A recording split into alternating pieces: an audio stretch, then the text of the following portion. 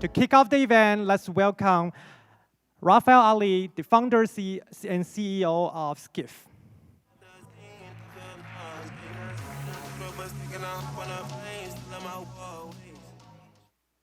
Okay. Working now, okay. All right, good afternoon, folks. Thank you all for coming. My name is Rafat Ali. I'm the CEO and founder of Skift. How many of you don't know what Skift is? Okay, so that's good news, because I'm always a fan of enough people not knowing Skift, because where's the growth going to come from for Skift, right? So Skift is the business information and media company that covers the business of travel. We've been around 9 years.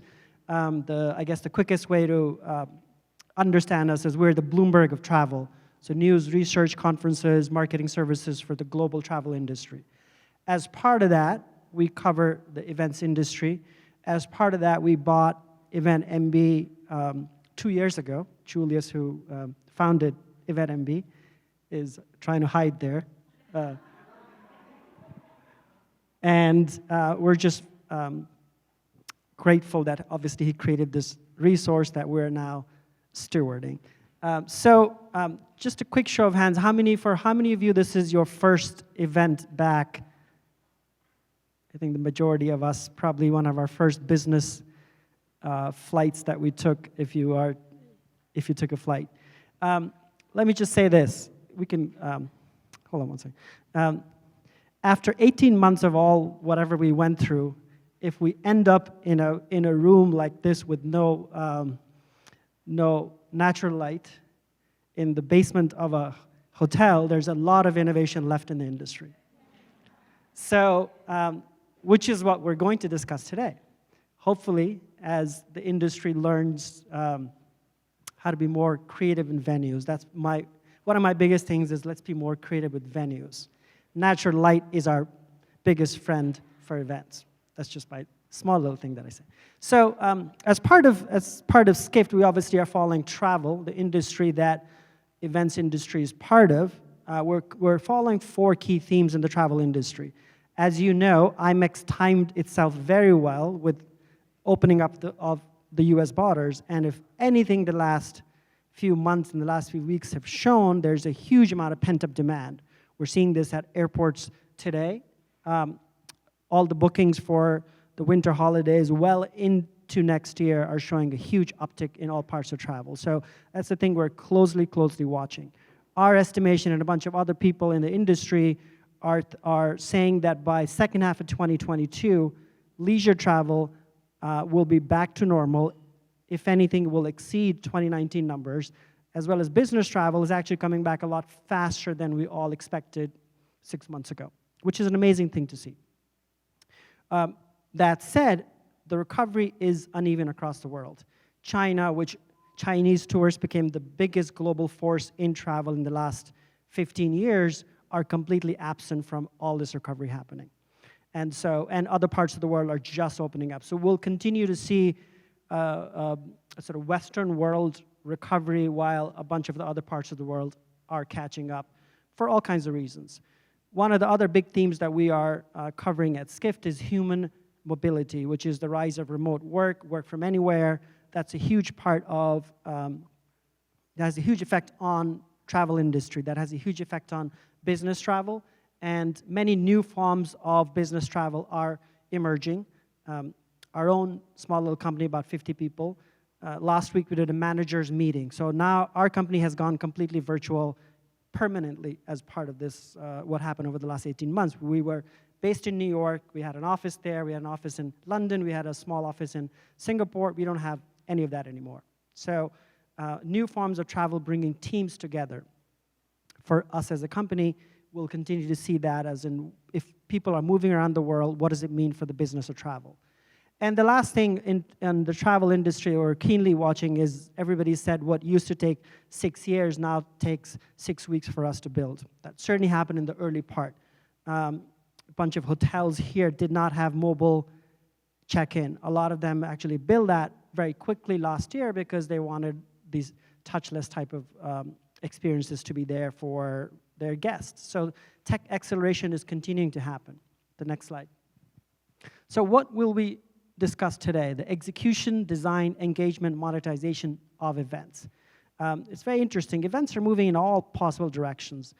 If you asked anybody in the travel industry or anybody in the event industry, how quickly will physical events come back, they didn't, about even 6 months ago, it looks like the sentiment is now going the other side, which is everybody wants to meet in person, and virtual events are sort of getting the secondary status. I think it's probably swung both sides to the extreme, and I think by next year we'll start to get some balance between the physical events and virtual events. Next slide, please. So today, for the next, I guess, 2.5 hours, 3.5 hours, we'll have Angie, who I think all of you saw outside as you came in, Angie Kimmel, who heads our sales for EventMB. She's a rock star. And if any of you want to work, with EventMB, she's the person to see. Why wouldn't you want to work with us?